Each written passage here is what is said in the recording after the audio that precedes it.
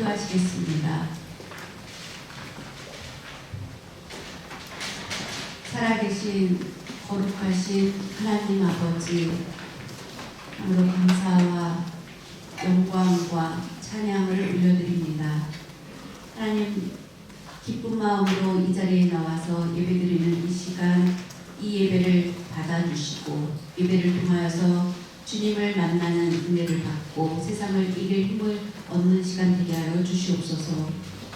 세상이 혼란과 죄악이 가득한 그런 이 땅에 우리가 살아가면서 많은 사탄의 죄의 유혹에 엄습해올 때도 흔들리지 않고 믿음으로 하나님을 바라보며 달려나와 또 이 자리에서 예배드리는 우리 모두에게 은혜를 내려주시옵시고 말씀으로 또한 담대함도 없는 은혜를 내려주시옵소서. 주님을 만나는 시간 되게 하여 주시옵시고 무엇보다도 흔들리지 않는 굳건한 믿음 위에 서게 하여 주시옵소서. 하나님 아버지, 말씀을 전할 때 그 말씀으로 우리 신령의 깨달음이 있는 귀한 말씀 되게 하시고 이 자리에 나오지 못한 성도들의 발걸음도 주님께서 인도하여 주시옵소서. 모든 말씀 예수 그리스도의 이름으로 기도드립니다. 아멘. 할렐루야. 오늘 말씀의 제목은 교회는 무엇을 위해 존재하는가 라는 제목, 여러분이 이해하시겠죠? 수화로만 그대로 문장 그대로 표현하면 조금 이해하기 어려울지도 모릅니다. 쉽게 로마인들에게 통역으로 전할 때는 교회가 있는 이유가 무엇인가, 교회는 무엇을 위해 존재하는가 하면 그 의미 전달이 여러분이 좀 어려울 것 같은데, 교회가 있는 목적은 무엇인가 이러면 여러분 조금 이해하기 쉬울 것 같습니다. 그래서 우리가 쓰는 문장 그대로 수화를 하면 로마인 입장에서는 어려운 문장을 읽는 것과 똑같다는 생각을 다시 한번 해보게 됩니다.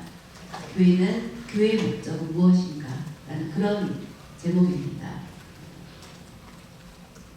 교회는 아주 귀한 것입니다. 그래서 우리가 소중히 여겨야 합니다. 교회가 있기 때문에 세상이 안정될 수 있습니다. 교회가 없으면 세상이 안정될 수 없고 질서가 지켜지기 어렵고 위기를 맞게 됩니다. 사회도 혼란을 겪게 됩니다. 교회가 없게 되면 나라도 가난하게 되고 또 사람 사이에 분란이 있게 됩니다. 교회가 있는 것은 너무나 중요한 일입니다.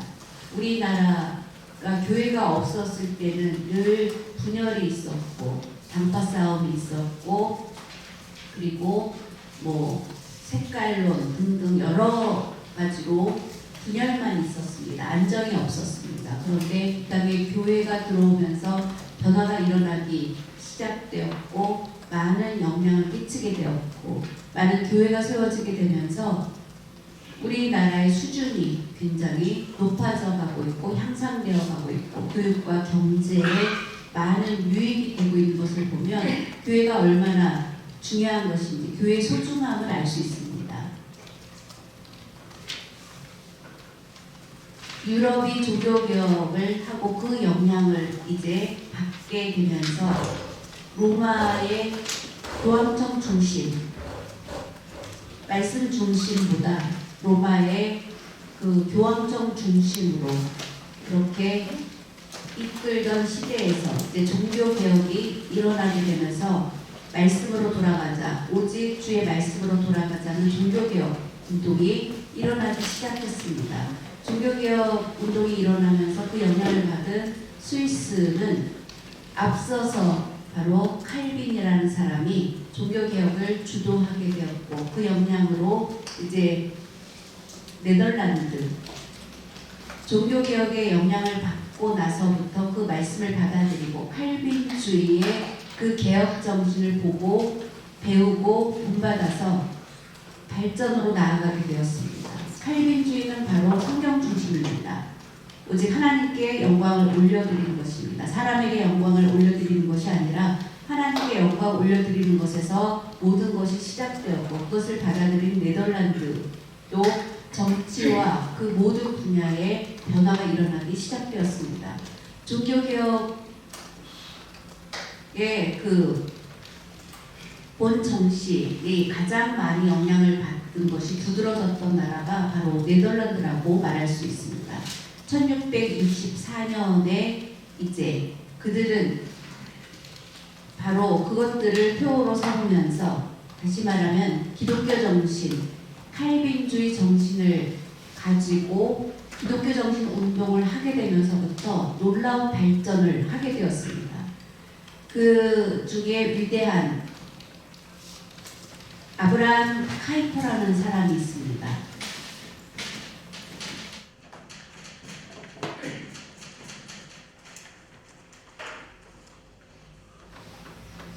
유럽 지역에서 칼빈을 최고로 치고 16세기에 그리고 시간이 지나면서 그가 1920년에 이제 세상을 떠났는데 제2의 칼빈이라고 불려지는 사람이 그런 위대한 존경을 받는 사람이 바로 아브라함 카이퍼입니다.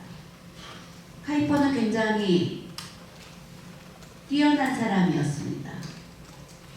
천재라고 불려질 정도로 천재 지도자였고 언어학자였고 목회자였습니다. 많은 분야의 최고의 전문성을 가지고 있었던 사람입니다. 그리고 하나님 말씀 중심으로 돌아가야 된다. 대학의 자유주의 신학에도 반대하면서 말씀 중심으로 돌아가야 된다라고 그렇게 운동을 펼쳤던, 그래서 네덜란드에서 존경을 받는 지도자이고 이분을 통해서 네덜란드는 위대한 국가로 발전할 수 있게 되었습니다. 카이퍼가 세상을 떠나고 나서 요즘 어떤 목사님은 이제 네덜란드가 굉장히 그런 면에서 유명하기 때문에 한번 가봐야 되겠다. 그래서 네덜란드의 수도 암스테르담을 가서 네덜란드의 그 도시 암스테르담을 방문하게 되었습니다. 네덜란드의 종교 개혁을 하면서 많은 변화들이 있었던 것에 대한 큰 기대를 가지고 이제 암스테르담을 방문해서 그 도시를 보는 순간 그는 큰 실망을 하면서 눈물을 머금었다고 어떤 목사님은 그렇게 기록을 했는데, 그 이유는 종교개혁을 했을 때 네덜란드 사람들은 종소리가 나면 그 종소리에 울리면서 모든 사람들이 교회를 찾아가게 되었다고 합니다. 그런데 지금 가보니까 그 네덜란드는 많이 변화되었고 그런 종소리와 함께 교회로 사람들이 가는 것이 아니라 장사가 시작되었고 술집이 문을 열게 되었고, 교회는 찾아가 보니까 이제 교회가 바뀌어서 술집으로 변화된, 그런 변화된 네덜란드의 도시의 모습을 보고 이제 교회는 어디로 갔는가, 사라진 교회 그리고 유흥가로 변한 그 모습을 보면서 또 암스테르담 도시의 주변이 굉장히 깨끗하고 그런 도시였는데 지금은 유흥가로 변화된 그런 모습을 보고 큰 충격을 받았다고 합니다. 그러면서 한탄을 하고 절망하는 글을 쓰셨는데, 그 목사님이 그 모습을 보면서 그 순간 느꼈던 것은 그 옛날 선지자, 에스겔 선지자 시대의 환상을 보는 것처럼 사망의 골짜기에 마른 뼈가 가득한 그 모습을 본 것과 같다라고 그렇게 고백을 했습니다. 비참하게 바뀐 모습인 것입니다. 교회는 무엇을 위해서 존재하는가를 다시 한번 생각해 보게 하는 그런 모습인 것입니다. 교회의 역할들이 점점 희미해져가고 있는 요즘 시대에 예수님께서는 그 소금이 맛을 잃으면 어디에 쓰겠는가? 바로 교회의 역할을 감당하지 못할 때 바로 소금이 맛을 잃어버리는 것과 같은 그런 모습이 나타나게 되고, 교회가 점점 사람 중심으로 변해가고 그러면서 세상이 변해가게 되는, 그리고 교회보다 세상을 더 중요하게 여기는 그런 정신이 점점 늘어가게 되면서 교회를 귀하게 여기는 그런 생각들이 점점 줄어들고 있는 거 아닌가라는 생각을 하게 되는 것입니다. 그래서 특별히 오늘 이 말씀을 준비하게 되었는데, 우리는 예수님께서 승천하시기 전에 하신 말씀, 마태복음 20장 16절, 18절, 20절 말씀을 보면서 또한 다시 한번 생각을 해보고 싶습니다. 성경 말씀을 보면 마태복음 28장 16절에서부터 말씀을 보면 예수님 하신 말씀이 아주 중요한, 우리에게 주시는 말씀으로, 어쩌면 이것은 유언과 같은, 유언이라고 하면 우리가 보통 생각하기 어떻습니까? 유언하면 사람이 죽기 전에 하는 말로, 어떤 불효자였던 사람일지라도 유언은 중요하게 생각합니다. 맞죠? 불효자였던 사람, 늘 부모님의 말을 안 듣고 그랬던 사람일지라도 그 부모님이 마지막으로 세상을 떠날 때 한 유언은 받아들입니다. 그와 마찬가지로 예수님께서 이 주신 말씀은 마지막 유언과도 같은 그런 말씀이 바로 오늘 본문 말씀입니다. 한번 오늘 본문 말씀 보겠습니다.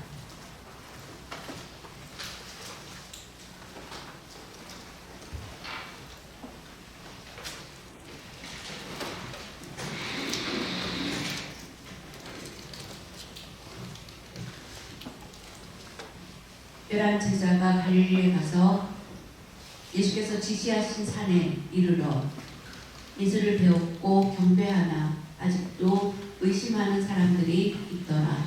예수께서 나와 말씀하여 이르시되 하늘과 땅의 모든 권세를 내게 주셨으니 그러므로 너희는 가서 모든 민족을 제자로 삼아 아버지와 아들과 성령의 이름으로 세례를 베풀고 내가 너희에게 분부한 모든 것을 가르쳐 지키게 하라. 볼지어다 내가 세상 끝날까지 너희와 항상 함께 있으리라 하시니라.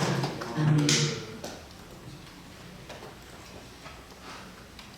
이 말씀은 바로 예수님의 마지막 주신 말씀이고 바로 지상명령 주신 말씀입니다.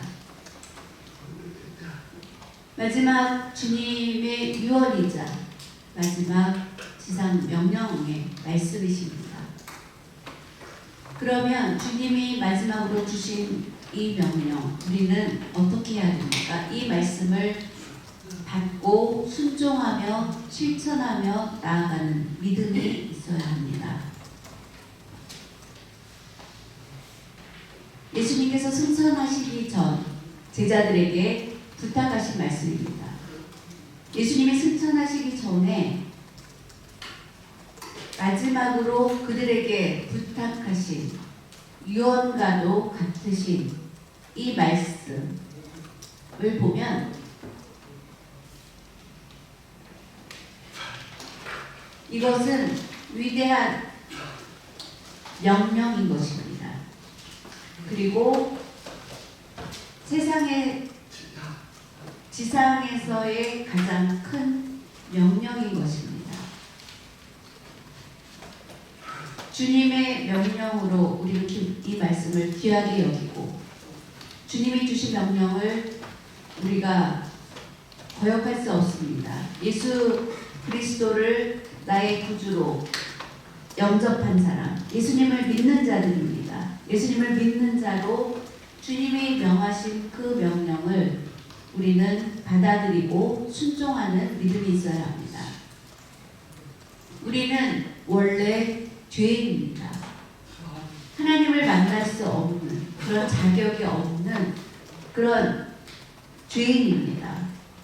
죄의 값으로 우리는 하나님 나라로 갈 수 없는 지옥에 가야 할 그런 죄인된 우리들인데 예수님께서 우리 죄인들 한 사람 한 사람을 그 죄에서 구원하시기 위해서 하나님 나라 영광을 버리시고 이 땅에 오셔서 우리와 함께 하시면서 그리고 결국은 우리를 죄에서 구원하시기 위해서 십자가에 달리셔서 못 박히시고 죽으시는 그런 희생을 하셨습니다.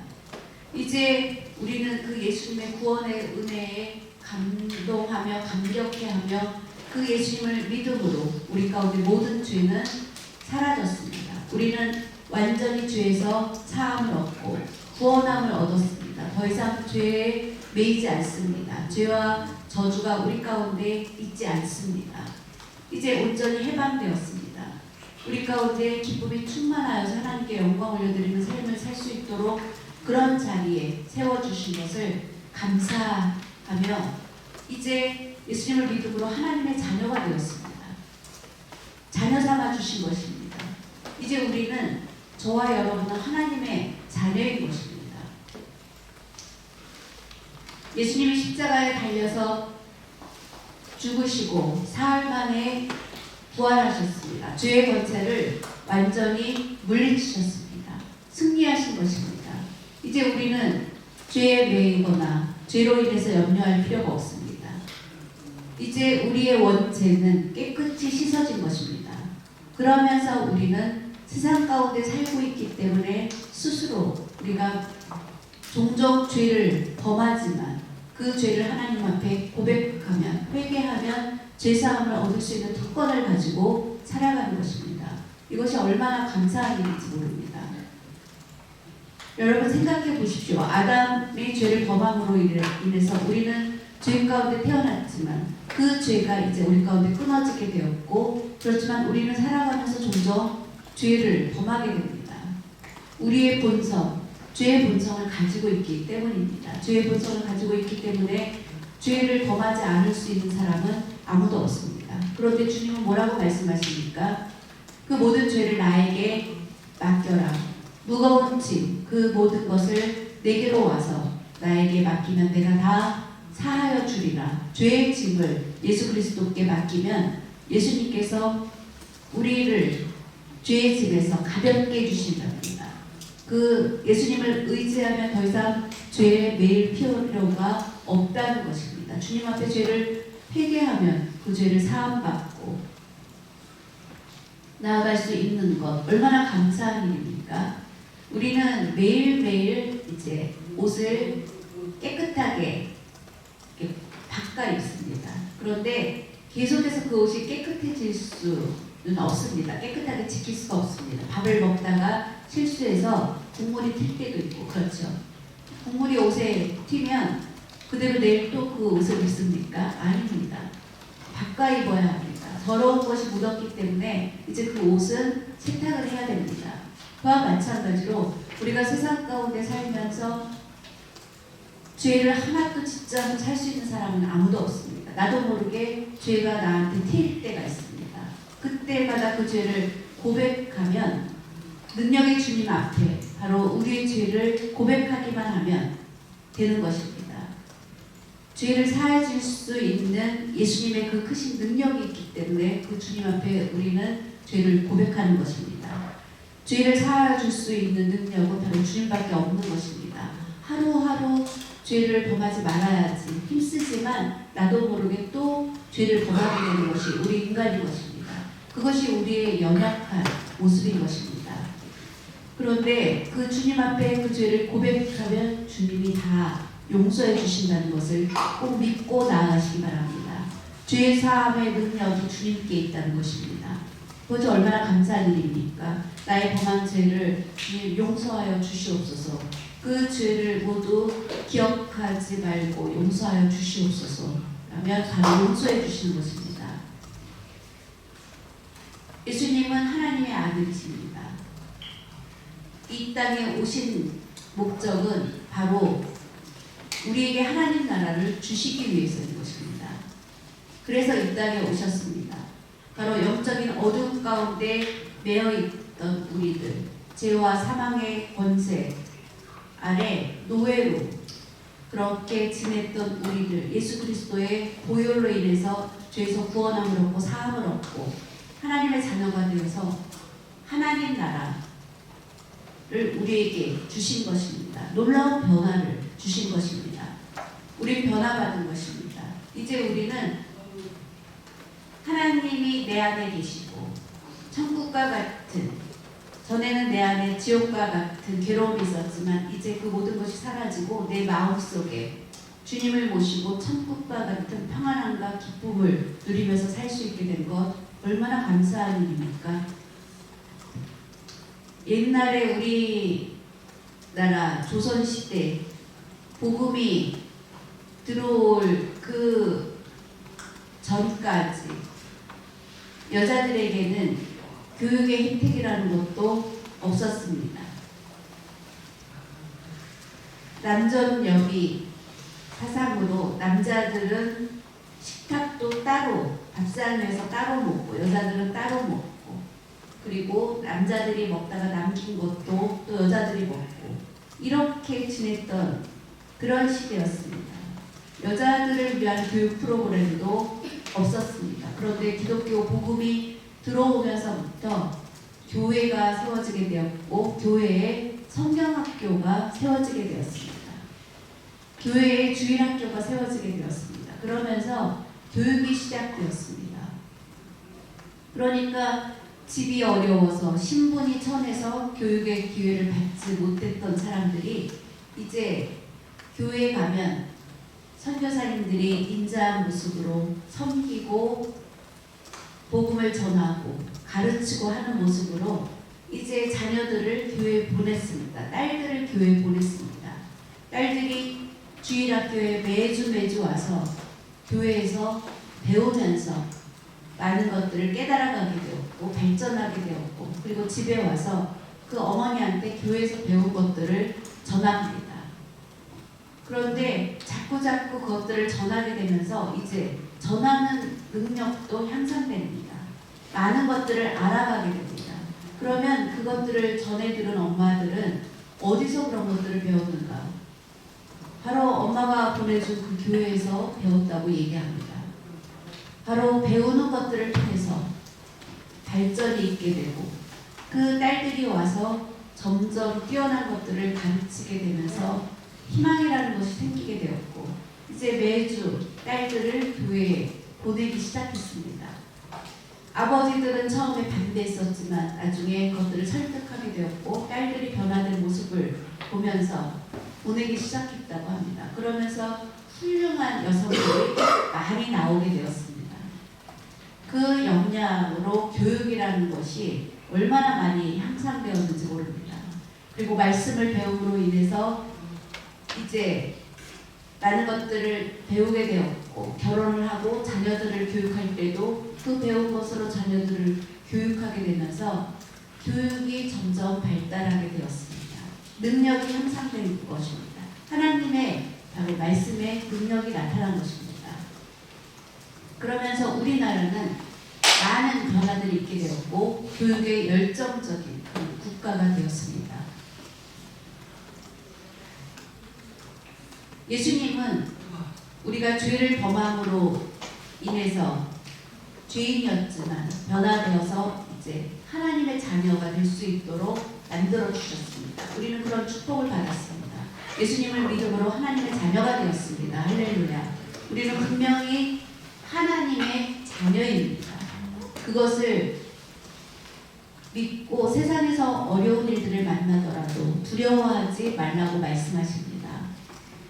2023년 지금 살고 있는 우리의 세상 환경은 어떻습니까? 좋은 환경입니까? 그렇지 않습니다. 사회가 혼란합니다.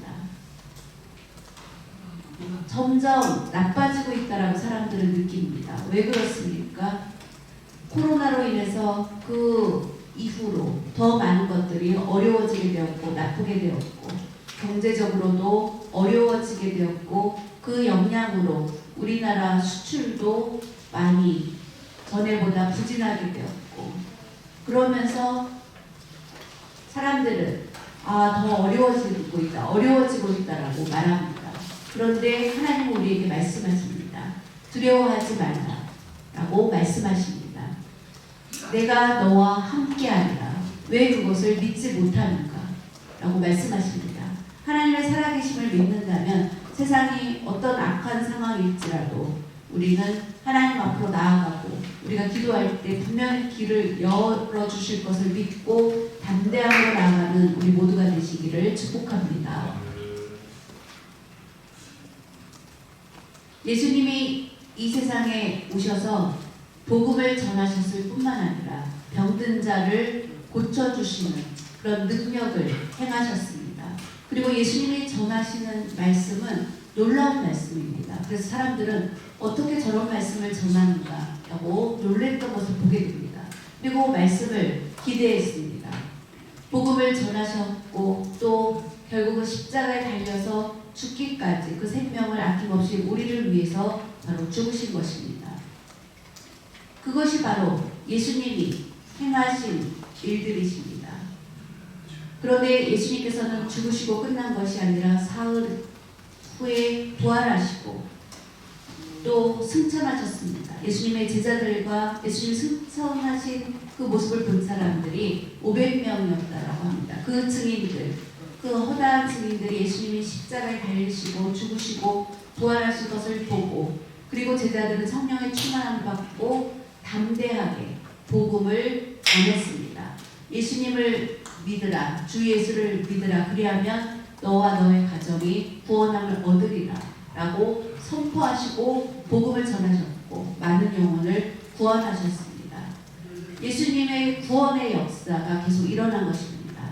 왜 그렇습니까? 마태복음 20장 16절 말씀을 보면 또 28장 말씀을 보면 하늘의 권세와 땅의 모든 권세를 누구에게 주셨다고 했습니까? 예수님께 내게 주셨으니. 보통의 권세가 아닙니다. 하늘의 권세와 땅의 권세. 예수님의 제자들이 직접 그들의 눈으로 본 모습은 무엇입니까? 문둥병자가 깨끗하게 낫는 모습을 보았고 무리를 걸으시는 모습을 제자들은 직접 보았습니다. 또 죽었던 사람이 다시 살아나는 모습을 제자들은 직접 눈으로 보았습니다. 야이로의 딸이 죽었는데 예수님이 그곳에 오셔서 그를 다시 살리셨고 과부의 아들이 죽었는데 예수님께서 소년아 다시 일어나 나와라 했을 때 다시 일어나 나왔고 마리아 마르다의 오빠 나사로가 죽은 지 사흘 된 그가 다시 살아났습니다. 나사로 수아 사흘 만에 살아났다 해서 수아로 이제 연구관팀에서 나사로 지화로 쓰기가 어려워서 이렇게 하면 좋겠다 하는데 의미가 아주 좋은 것 같습니다. 예수님의 제자들 그것을 직접 눈으로 보았습니다. 능력의 주님, 죄를 사하여 주는 그 능력의 주님, 사망 권세를 이기신 주님, 다시 부활하신 주님, 하늘로 승천하고 나서 너희는 두려워하지 말라. 성령이 너희에게 다시 임하게 되리라. 예수님의 제자들 바로 성령을 받고 능력을 받고 복음을 전하게 되었습니다. 예수님을 전함으로 인해서 핍박도 많이 받았지만 흔들리지 않고 끝까지 계속해서 복음을 전해갔습니다. 마지막 그들이 복음을 전하면서 믿는 자의 숫자가 점점 늘어나게 되었습니다. 로마에까지 복음이 전파되었습니다. 그 당시 로마의 황제,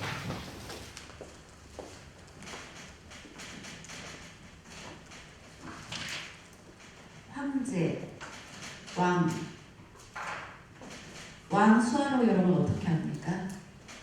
예, 이렇게 하죠. 왕의 옥수에 반지를 띈 사람, 그래서 왕 이렇게 하는데 그러면 황제가 어떻게 표현할까? 그냥 수아랑 똑같이 우리가 지금 씁니다.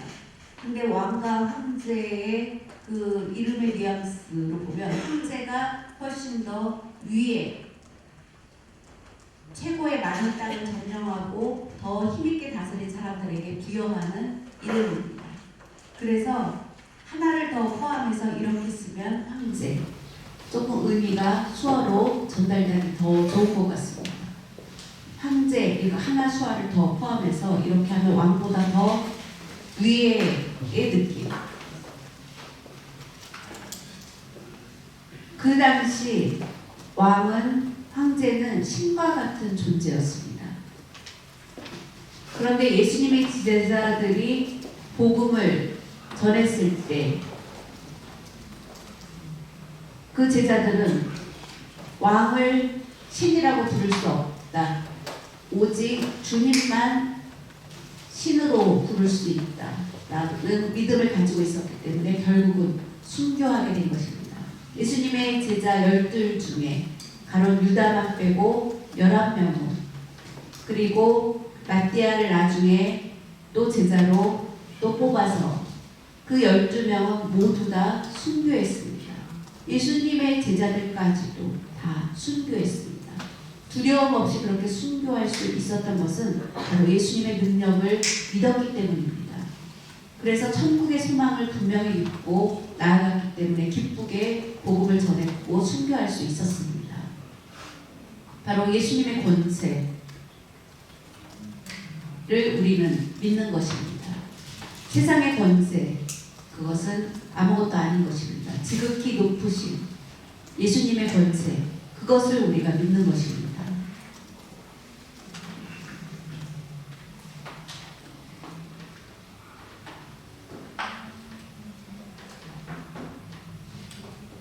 마태복음 28장 18절 말씀 한번 보겠습니다.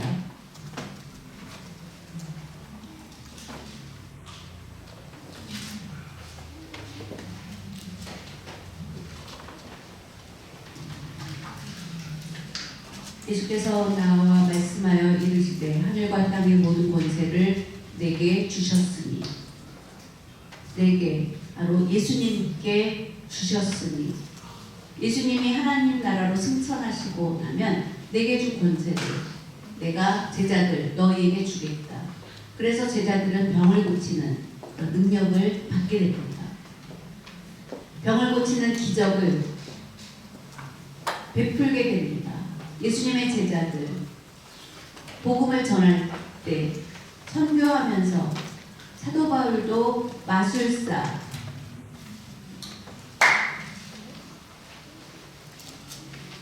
감동을 받고 예수님을 믿고 자신이 마술을 부렸던 모든 것을 다 불태워버리고 따랐던 것을 보게 됩니다. 그런 놀라운 일들이 일어나게 되었습니다.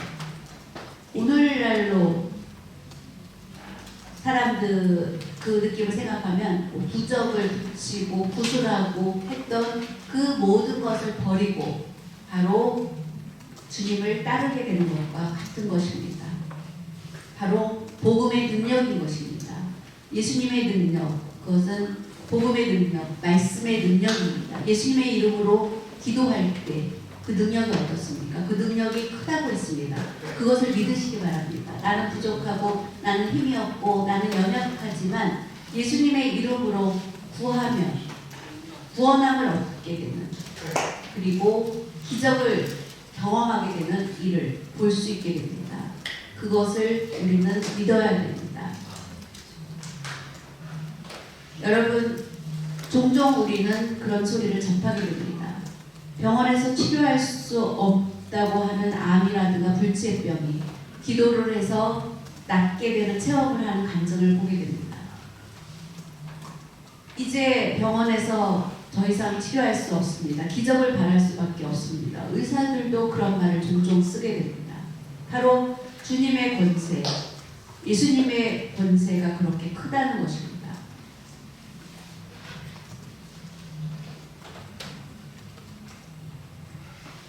이제 여러분, 우리는 예수 그리스도의 권세를 믿습니다. 그 권세를 믿고 나아가는데 지금 우리가 복음을 전하는 우리 환경은 어떻습니까? 우리가 옛날에 가난하고 어려웠을 때, 옛날에 아무리 힘쓰고 열심히 성실하게 수고해도 나라가 가난했습니다. 그래서 늘 절망 가운데 있었습니다. 오직 먹고 사는 문제에만 매달렸었습니다. 그래서 처음에 이제 교회를 찾아가게 된 것, 먹는 것을 줬기 때문에 처음에 찾아왔을 때가 많이 있었습니다. 뭐 우리 어렸을 때도 보면 사탕을 교회에서 줬습니다. 지금은 사탕 줘도 잘 먹지 않는 아이들 많은데 옛날에는 사탕이 너무 귀했습니다. 그런데 교회 가면 사탕을 줬습니다. 말씀은 잘 모르는데 교회 가면 사탕을 줬으니까 그 사탕 먹으려고 교회를 갔습니다. 어렸을 때 먹을 것들이 너무 없었는데 교회 가면 사탕을 주니까 갔는데 지금은 어떻습니까? 지금은 먹을 것이 너무 풍부합니다. 옛날에는 어려웠기 때문에 교회에서 뭘 주면 그걸 받으려고 교회를 가게 되었고 그러다가 말씀을 접하게 되었고 그러다가 구원함을 얻게 되었습니다. 그런데 지금 환경은 어떻습니까? 지금은 환경이 달라졌습니다. 완전히 달라졌습니다. 이제 사람들이 조금만 열심히 일하면 돈을 벌 수 있고 그리고 사고 싶은 걸 살 수 있는 것들이 충분합니다. 그러니까 이제 점점 돈을 버는 것이 더 중요하다고 생각을 합니다. 그리고 특별히 뭔가를 받으러 교회 가지 않아도 되고 그러면서 이제 구원함에는 관심이 점점 없어지게 됩니다.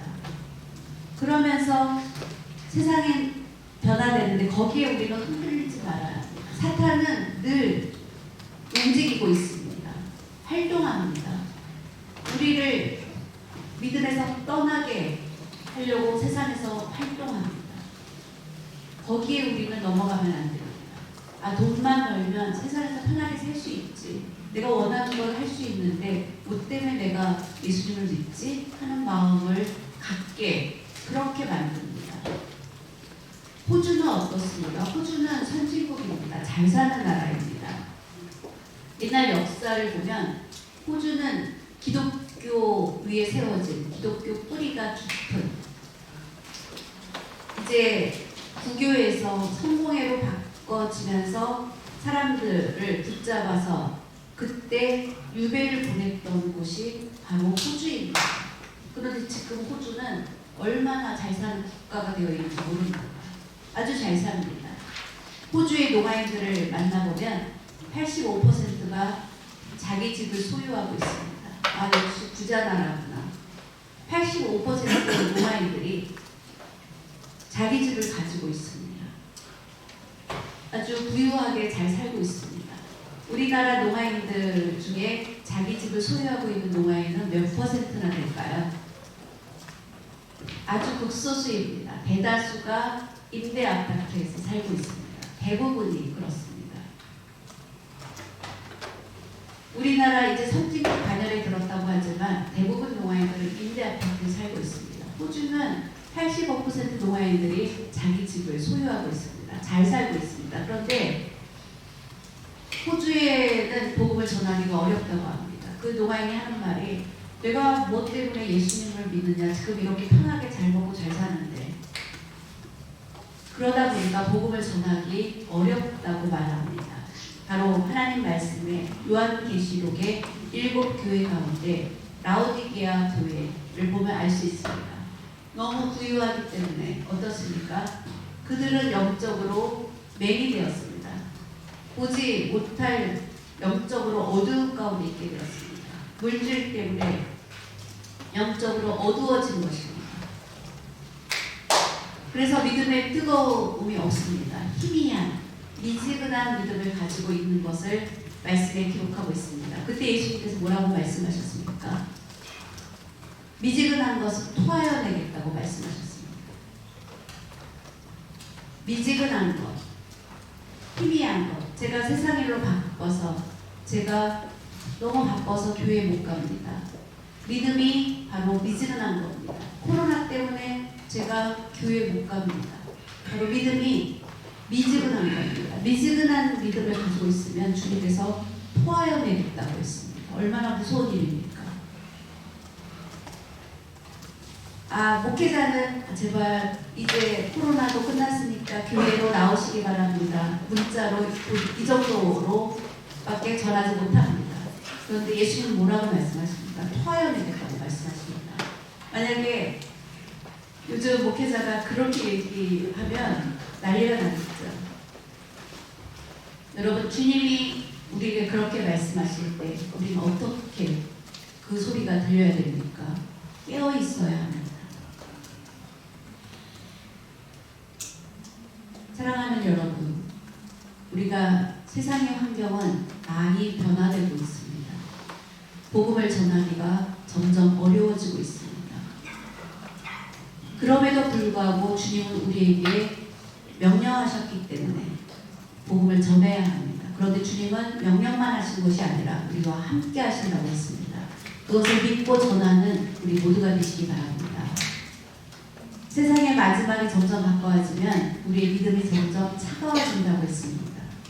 맞습니다. 우리의 믿음이 점점 뜨거워지는 것이 아니라 점점 식어져 가고 있습니다.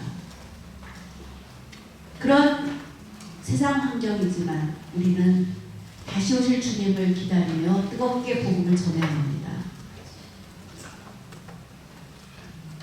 우리에게 맡겨주신 사명, 그것은 무엇입니까? 바로 영혼을 구원하는 것입니다. 교회의 사명은 무엇입니까? 많이 모이는 것이 중요합니다. 그렇지만 그것이 사명은 아닙니다. 교회 안에 모이기 힘쓰라고 말씀하셨습니다. 그런데 모여서 머물러 있는 것에 주님은 만족해 하시지 않습니다. 모이는데 힘쓰고 모여서 기도하고 모여서 말씀을 배우고 그래야 됩니다. 그런데 더 나아가서 밖에 나아가서 전해야 되는 것입니다. 미국이 복음을 전하고 교회들이 세워졌을 때 교회들이 세워지면서 그 안에서만 그들만 즐겁게 지내지 않았습니다. 나아가서 전했습니다. 그래서 우리나라에 선교사님들이 올 수 있었던 것입니다. 미국이라는 곳에서, 호주라는 곳에서 그 옛날에 그 고생을 하면서 이 땅에 온 것은 영혼을 구원하기 위해서 자기 몸을 희생해서 이 땅까지 와서 복음을 전할 것처럼 우리도 믿지 않는 로마인 영혼들에게 나아가서 복음을 전해야 되는 것입니다. 그것이 바로 교회가 있는 이유입니다. 교회의 사명인 것입니다. 예배드리면 되지. 그 정도면 되지. 예배 끝나고 나아가서 우리는 세상에서 전해야 되는 것입니다. 그것이 바로 우리의 사명입니다.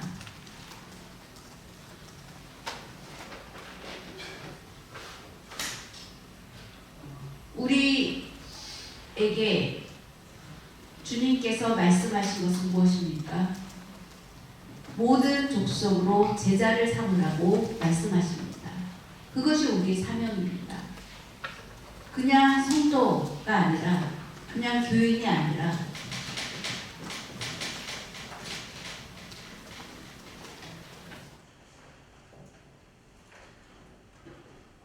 보통 교회에 다니는 사람을 교인이라고 부릅니다. 그런데 교인에 우리가 만족해하고 머물러 있으면 안 됩니다. 성도가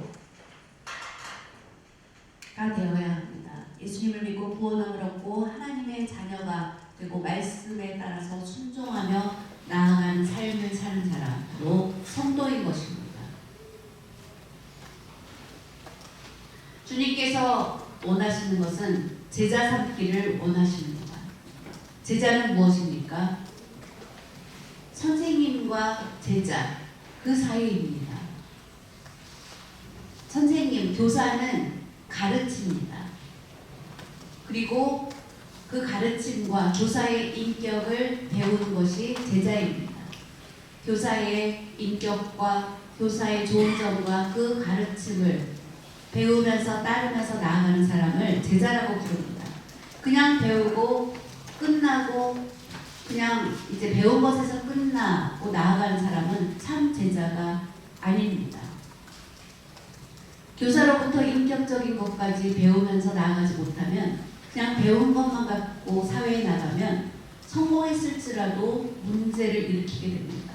그때는 그 선생님은 자신의 제자라고 그렇게 내세우지 않죠. 그와 마찬가지로 예수 그리스도의 온전하신 그 위대하신 인격, 긍휼이 많으시고 사랑이 풍부하신 그 예수님의 인격, 부족한 것이 없으신 그 예수님의 인격을 우리가 배워야 되는 것입니다. 그것을 배우고 받아서 나아가서 다른 사람에게 그 예수님이 희생하신 것처럼 그 예수님의 인격을 본받아서 나도 똑같이 다른 사람에게 그러한 삶을 실천하며 살아가는 것, 그것이 바로 예수님의 제자가 되는 것입니다. 예수님을 계속해서 본받으며 나아가는 것. 우리 찬송가에도 예수님 닮기를 원하네라는 찬양을 우리가 부르는데, 주님을 본받고 닮아가는 것, 그러한 사람이 주님의 제자가 되는 것입니다. 그런데 주님께서는 모든 민족으로, 모든 족속으로 제자를 삼으라고 말씀하십니다. 나아가서 그 일을 하라고 말씀하십니다.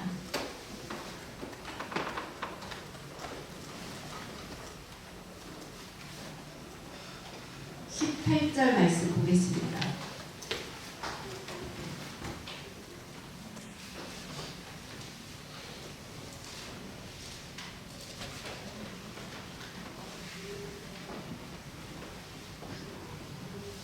그러므로 너희는 가서 모든 민족을 제자로 삼아 아버지와 아들과 성령의 이름으로 세례를 베풀고,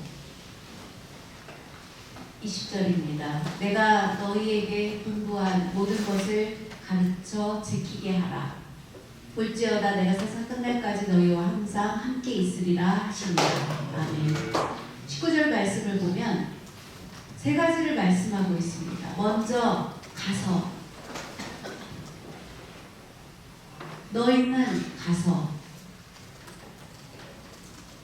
모여서 가만히 있지 말고 예배 바치고 기도하고, 그리고 그 다음에 밖에 가서 믿지 않는 많은 사람에게 가서 전하라는 말씀입니다. 예수님의 제자를 삼으라고 말씀하십니다. 가서 세례를 주고 가르치고, 그래서 우리가 배운 것을 나만 그냥 알고 끝나는 것이 아니라 가서 전하고 가르치고 하라고 말씀하십니다. 가서 세례를 주고 가르치고 라고 그렇게 세 가지를 말씀하십니다. 전하라고 말씀하십니다. 그 사명을 우리는 받았습니다. 가서 이제 전하고 가르쳐야 됩니다.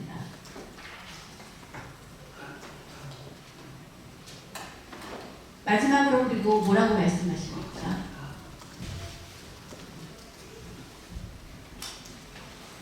그렇게 할 때 20절 마지막 부분을 보면 내가 너희와 함께 있으리라.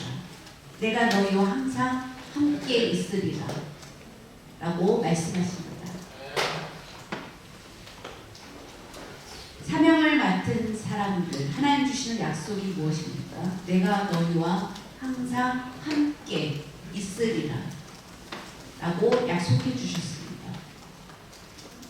그 믿음을 가지고 세상에 나아가서 믿지 않는 많은 사람들에게 가서 전하는 일에 힘쓸 때, 그러한 사람들에게 주님의 능력이 항상 함께 하신다고 말씀해 주셨습니다. 안 되지 않습니다. 된다라고 믿고 그 일을 감당하는 우리 모두가 되시기 바랍니다. 기도하겠습니다. 사랑의 하나님 아버지, 감사드립니다. 오늘 또 주님께서 저희에게 주신 말씀으로 우리 심령에 깨달음이 있게 하시고, 이제 주시는 말씀에 아멘하고 그 다음에 주님이 원하시는 것이 무엇인지 예배의 자리를 기쁨으로 지키고, 주님 주시는 말씀으로 밖으로 나아가서 믿지 않는 자들에게 세상에 나아가서 그 말씀을 전하고 그들을 제자 삼고 그들에게 세례를 베풀고 그들에게 가르치고 하는 그 사명을 우리 모두가 잘 감당할 수 있도록 성령님께서 저희 가운데 함께하여 주시고 충만케 채워주셔서 뜨겁게 말씀을 전하는 자들이 다 되게 하여 주시옵소서. 방황하는 많은 영혼들이 있습니다. 주님, 재림하실 날이 점점 다가오고 있는데 우리가 속히 나아가서 뜨겁게 전할 수 있도록 은혜를 내려주시옵소서. 이제 코로나는 점점 줄어들고 이제 저희가 다시 예배의 자리로 점점 모여가야 할 때입니다. 주님, 저희들 하나님을 귀히 여기는 자를 귀하게 여겨주신다는 그 말씀을 믿으며 주님을 귀하게 여기고 주의 전에 나와서 주님 주신 말씀을 늘 받는 저희 모두가 되게 하여 주시옵소서. 예수님의 이름으로 기도드립니다.